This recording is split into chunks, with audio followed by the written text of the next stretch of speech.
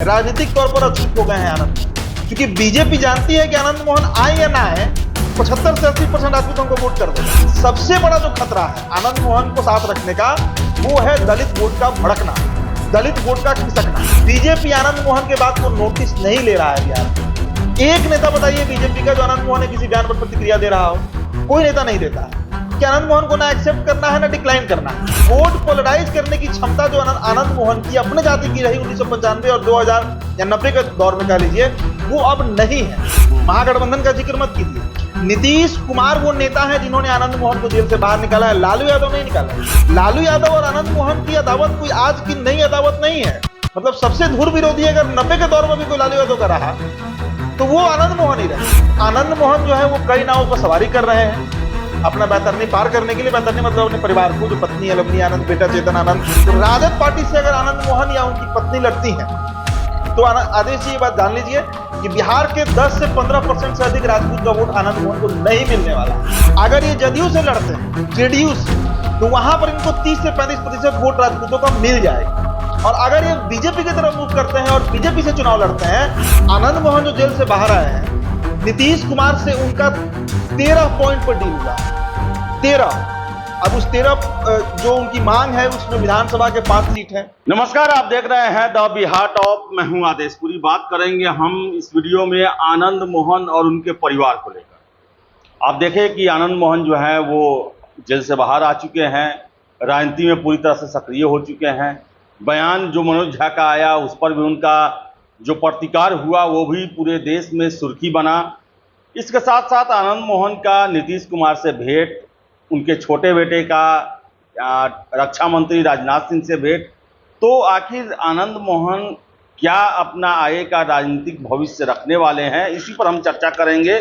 चुनावी साल भी अगला साल होने वाला है, तो ऐसे में आनंद मोहन का पर चर्चा करना काफ़ी ज़रूरी हो जाता है। हमारे सहयोगी हैं उदित, इनसे ही बात करेंगे। उदित, आनंद मोहन को आप कहाँ देखते हैं इस पूरे राजनीति में?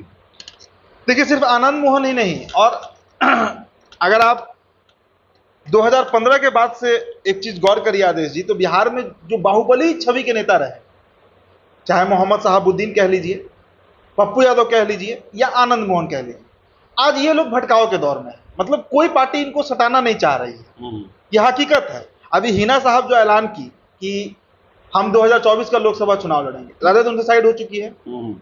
पप्पू यादव कभी कोसी के और सीमांचल के डॉन रहे, बाहुबली रहे, अजीत सरकार हत्याकांड में नाम आया, कुछ दिन सजा भी काटे, आज वो भी राजनीतिक तौर पर अछूत हो चुके हैं। मतलब ना नीतीश कुमार उनसे सटना चाहते हैं, ना लालू प्रसाद यादव उनसे सटना चाह रहे हैं। वो प्रयास जरूर कर रहे हैं, और मिला जुलाकर अगर देखें तो आनंद मोहन का भी वही स्थिति है जो पप्पू यादव और हिना साहब का है। मतलब आप कहिए कि एक जो बाहुबलियों का दौर था बिहार में, वो अब थम सा गया है। ये एकदम प्रत्यक्ष तौर से जनता देख रही है, समझ रही है। और इसके पीछे जो मुख्य कारण है कि ये जो 3 नेता है जिनका हमने जिक्र किया, हिना साहब कह लीजिए, पप्पू यादव कहिए, आनंद मोहन कहिए, इनका बीजेपी से वैसे भी ट्यूनिंग कोई बहुत अच्छा कभी रहा नहीं है, या बीजेपी में इनकी जाने की अनुमान जो है वो ना के बराबर है। और एक जो जंगल राज या महाजंगल राज का तमगा राजद को लगा हुआ है, ये भी एक बड़ा कारण है कि राजद ऐसे नेताओं से, ऐसे बाहुबलियों से या ऐसे छवि के नेताओं से थोड़ा दूरी बनाकर रखना चाह रहा है। क्योंकि आज की राजद जो है वो तेजस्वी यादव की राजद है, लालू प्रसाद यादव की राजद नहीं है। अब आते हैं स्पेसिफिक हम आनंद मोहन के ऊपर। आनंद मोहन जो तत्कालीन जो जिलाधिकारी रहे, डीएम रहे, जी कृष्णैया के हत्या में सजायाफ्ता हुए, मतलब दोषी साबित हुए। ऐसा नहीं है कि इन दो साबित नहीं हुआ, यह अभियुक्त नहीं, सजायाफ्ता हुए, सजा काटे, और उसके बाद कुछ महीने पहले अभी नीतीश कुमार की कृपा से ये बाहर आ गए हैं जेल से। इनके अगर एक आपको उदाहरण देते हैं आनंद मोहन का, 1995 का जो बिहार विधानसभा चुनाव हो रहा था, तो उस समय इनकी पार्टी हुआ करती थी बिहार पीपुल्स पार्टी। हाँ, ढाल तलवार उसका ये होता था। और उस समय 324 माफ कीजिएगा 324 विधानसभा सीट बिहार में होता था, क्योंकि झारखंड जो है वो कंबाइन। आपको एक आंकड़ा बताते हैं। देखिए, नेताओं को अपना आकलन में कैसे गलती कर बैठते हैं, इसका सबसे बड़ा उदाहरण आनंद मोहन है। 1995 के विधानसभा चुनाव में आनंद मोहन बिहार के 324 विधानसभा सीट पर सभी पर अपना प्रत्याशी उतार दिए, चुनाव लड़े भी। 324 में 320 विधानसभा सीट पर इनके प्रत्याशियों का जमानत जब्त हो गया था, और खुद ये 3 जगह से चुनाव लड़े थे। आनंद मोहन खुद 3 जगह से चुनाव लड़े और तीनों जगह से ये हार गए थे। और उस समय क्या कहा जा रहा था कि आनंद मोहन खुद को बिहार का सीएम छोड़िए, देश के प्रधानमंत्री के रूप में मानकर चल रहे थे, क्योंकि एक राजपूतों में इनका एक्सेप्टेंस भी था और बिहार के राजपूत चाहते भी थे कि ये सीएम बन जाए, क्योंकि उस समय एक एंटी सवर्ण मूवमेंट भी बिहार में चल रहा था, मंडल कमीशन आया था, आरक्षण हुआ था, कई तरह के मामले, मंडल कमीशन का लड़ाई चल रहा था, राम मंदिर का मुद्दा था। तो उस समय बिहार के राजपूत और बहुत हद तक जो थोड़े मोड़े आप कह सकते हैं भूमिहार समाज के लोग भी इनको सपोर्ट कर रहे थे, आर्थिक तौर पर, मानसिक तौर पर। बावजूद इसके 324 विधानसभा सीट पर आनंद मोहन के प्रत्याशी उतरते हैं बिहार पीपुल्स पार्टी से, और 320 का जमानत जब्त हो जाता है 1995 के विधानसभा चुनाव। मतलब आनंद मोहन जन नेता कभी नहीं रहे, जाति विशेष के नेता रहे, जन नेता कभी नहीं रहे। अब आज के परिप्रेक्ष्य में अगर हम समझें तो अभी 10 दिन पहले मतलब आप कह सकते हैं सूत्र ही कहिए, अब हम कैमरा पे क्या उनका नाम बताएं, नाम छोड़िए उनका, हम क्यों चर्चा करें। एक बड़ी खबर आपको बताते हैं, आनंद मोहन जो जेल से बाहर आए हैं, नीतीश कुमार से उनका 13 पॉइंट पर डील हुआ है, 13। अब उस 13 जो उनकी मांग है उसमें विधानसभा के 5 सीट है, लोकसभा के 2 सीट है, एमएलसी का भी सीट उसमें है, और राज्यसभा का भी 1 सीट का डिमांड है। और जो अभी तक खबर आया है कि आनंद मोहन और नीतीश कुमार के बीच ये डील फाइनल है। लेकिन आनंद मोहन हुए या पप्पू यादव हुए, इनको अगर आप इनके राजनीतिक कैरियर को देखें तो लवली आनंद को ही देखिए ना, सपा से चुनाव लड़ चुकी हैं, कांग्रेस से लड़ चुकी हैं, जदयू से लड़ चुकी हैं, आरजेडी, हर पार्टी से वो लड़ चुकी है। पप्पू यादव का ही देखिए, सपा से लड़ चुके हैं चुनाव, आरजेडी से लड़ चुके हैं, निर्दलीय लड़ चुके हैं, अब कांग्रेस में हाथ पैर मार रहा है। ये टिकाऊ नेता नहीं है। कारण है कि इनको अपना एस्टिमेशन जो है वो बहुत ज्यादा लगता है।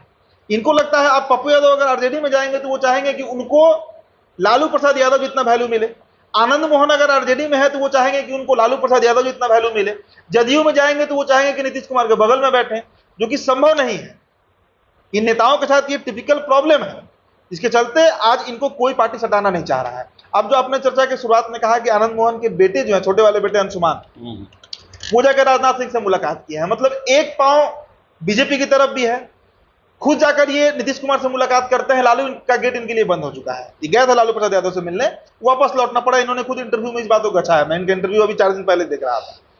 तो नीतीश कुमार हो, बीजेपी हो या आरजेडी हो, आज के संदर्भ में अगर आनंद मोहन के राजनीति को हम समझें, अगर ये आरजेडी में रहते हैं और आरजेडी से चुनाव लड़ते हैं, लेकिन इस बीच एक सवाल यह भी रहेगा कि क्या आनंद मोहन 2024 में लोकसभा लड़ पाएंगे, यह भी बड़ा सवाल है। अब कानूनी जो सलाहकार है, जो कानून को जानने वाले लोग हैं, उनसे भी मेरी बातचीत हुई, वो भी कंफ्यूज है, क्योंकि अभी सजा से निकले हैं बाहर, तो लड़ पाएंगे या नहीं लड़ पाएंगे, ये भी एक डिबेटेबल इश्यू है।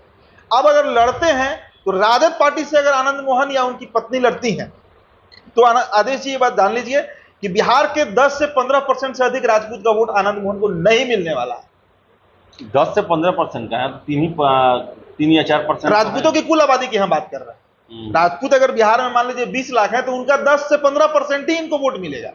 अगर ये जदयू से लड़ते हैं, जेडीयू से, तो वहां पर इनको 30 से 35% वोट राजपूतों का मिल जाएगा। और अगर ये बीजेपी की तरफ मूव करते हैं और बीजेपी से चुनाव लड़ते हैं तो आप मानकर चलिए इनको 90 से 95% या हो सकता है कि 100% भी राजपूतों का वोट मिल जाए। मतलब वोट पोलराइज करने की क्षमता जो आनंद मोहन की अपने जाति की रही 1995 और 2000 या 90 के दौर में कह लीजिए, वो अब नहीं है। आज राजपूत जो है वो इंटैक्ट बीजेपी के वोटर है। कारण है राष्ट्रवाद और राजपूत जाति। इस मतलब अगर कहा जाए कि भारत में सबसे अधिक राष्ट्रवाद किन जातियों के अंदर है तो उनमें सबसे पहला नाम भूमिहार राजपूत का ही आता है। मतलब मतलब कह सकते हैं जिनको इस देश से सबसे ज्यादा लगाव है या जो राष्ट्रवादी कहिए सीधा सीधी, तो राजपूत जाति आज के समय में नरेंद्र मोदी के साथ कॉम्प्रोमाइज नहीं करेगी। और सबसे बड़ी बात कि 90 के दौर में जब आनंद मोहन थे तो उस समय ये राजपूतों के बड़े नेता थे, लेकिन आज भाजपा के पास देश का सबसे बड़ा राजपूत नेता खड़ा है, योगी आदित्यनाथ। योगी वो खुद को कहते हो लेकिन है वो राजपूत, और देश का एक एक राजपूत, चाहे वो तेलंगाना का राजपूत हो, उड़ीसा का राजपूत हो, महाराष्ट्र का राजपूत हो, बिहार का राजपूत हो या फिर गोरखपुर का राजपूत हो, राजपूत का नेता अगर आज देश में कोई है तो वो योगी आदित्यनाथ। और आप मानकर चलिए कि लोकसभा चुनाव होगा तो योगी यहां प्रचार करने आएंगे ही आएंगे, जो मुख्यमंत्री है उत्तर प्रदेश के। तो राजद में इनको 10 से 15%, जदयू में इनको 30 से 35%। लेकिन फिर इतना कंफ्यूजन क्यों है? इनके बेटे जो हैं वो आरजेडी से विधायक हैं। देखा जाए तो महागठबंधन सरकार में ही ये जेल से बाहर निकले। जो इस फैमिली का सबसे बड़ा मांग था कि आनंद मोहन को बाहर निकाला जाए, वो तो महागठबंधन के द्वारा ही किया गया, नीतीश कुमार के द्वारा। फिर आज चॉइस की आदेश नीतीश कुमार के द्वारा निकाला गया है। महागठबंधन का जिक्र मत कीजिए। नीतीश कुमार वो नेता है जिन्होंने आनंद मोहन को जेल से बाहर निकाला है, लालू यादव नहीं निकाला है। अभी देखिए ना, मनोज झा का कॉन्फ्लिक्ट हुआ, उसमें किस तरह लालू यादव ने इनको झाड़ दिया। कल तेज प्रताप यादव का एक इंटरव्यू हम देख रहे थे, जो वन पर्यावरण मंत्री हैं, लालू जी के बड़े बेटे हैं, वो कह रहे थे कि चेतन आनंद हम तो छोटा है उम्र में, उसको एक लॉलीपॉप थमाएंगे बात मान जाएगा। तो इस तरह के भाषा का प्रयोग किया जा रहा है राजद का। और लालू यादव और आनंद मोहन की अदावत कोई आज की नई अदावत नहीं है। मतलब सबसे धुर विरोधी अगर 90 के दौर में भी कोई लालू यादव का रहा तो वो आनंद मोहन ही रहे, वो आनंद मोहन ही रहे। तो आनंद मोहन का पटरी कभी भी राजद से नहीं खाएगा। जदयू में हो सकता है कि जदयू में कॉम्प्रोमाइज कर ले, हो सकता है कि नीतीश कुमार इनको 5 विधानसभा सीट दे दें, 2 लोकसभा सीट दे दें, जो एक बात चल रही है, जो खबर है, इस पे हो सकता है तैयार हो। लेकिन सबसे बड़ा जो खतरा है आनंद मोहन को साथ रखने का, वो है दलित वोट का भड़कना, दलित वोट का खिसकना। इस पे गौर करिएगा, जब ये जेल से बाहर आए तो वो नीतीश कुमार जो कभी अधिकारियों से पंगा नहीं लेते थे, मतलब अधिकारियों के सबसे कोई फेवरेट सीएम बिहार में रहा होगा तो नीतीश कुमार रहा होगा, तो मानते हैं। वो आईएएस लॉबी भी नीतीश कुमार पर भड़क गया जब आनंद मोहन जेल से बाहर आए। तो इतना बड़ा पंगा नीतीश कुमार ऑलरेडी ले चुके हैं। और उनकी जो पत्नी है जी कृष्णैया की, वो तो बजाते सुप्रीम कोर्ट में मामला भी लेके गई हुई है, मामला चल भी रहा है। एक बड़ा दलित तबका जो है वो आनंद मोहन के विरोध में खड़ा है, इसलिए राजनीतिक तौर पर अछूत हो गए हैं आनंद मोहन। क्योंकि बीजेपी जानती है कि आनंद मोहन आए या ना आए, 75 से 80% आदमी तो हमको वोट कर देगा। लेकिन अगर आनंद मोहन बीजेपी में आते हैं तो आप मान कर चलिए कि दलित वोट में एक बड़ा तबका ऐसा है जो आनंद मोहन के नाम पर बीजेपी चटक जाएगा। तो या नीतीश कुमार आनंद मोहन, और चलिए आनंद मोहन का है, लेकिन उनकी फैमिली, उनके बेटे, उनकी वाइफ, उनको लेकर क्या स्थिति है? तो आनंद मोहन, जहां तक हमको लगता है कि आनंद मोहन खुद के लिए डील करने पहुंच भी नहीं रहे होंगे नीतीश कुमार। देखिए, एक और चीज है कि जब सजा पूरा हुआ तो 6 साल तक वो चुनाव नहीं लड़ने का एक प्रावधान दिया। हाँ, तो ये तो साफ है कि अपने लिए नहीं जा रहे हैं। हाँ। तो क्या फैमिली से भी इतना नाराजगी लोगों का है क्या? लोगों का नाराजगी नहीं है, एक वर्ग विशेष का नाराजगी है, जो हम जिसको हम अनुसूचित जाति कहें, जनजाति कहें, उनका नाराजगी है। क्योंकि जो डीएम थे वो उसी समाज से आते थे, और उनका जिस तरीके से निर्मम हत्या किया गया वो बहुत दर्दनाक था, और उस पर सजा होता है आनंद मोहन को, और नीतीश कुमार छुड़ा देते हैं।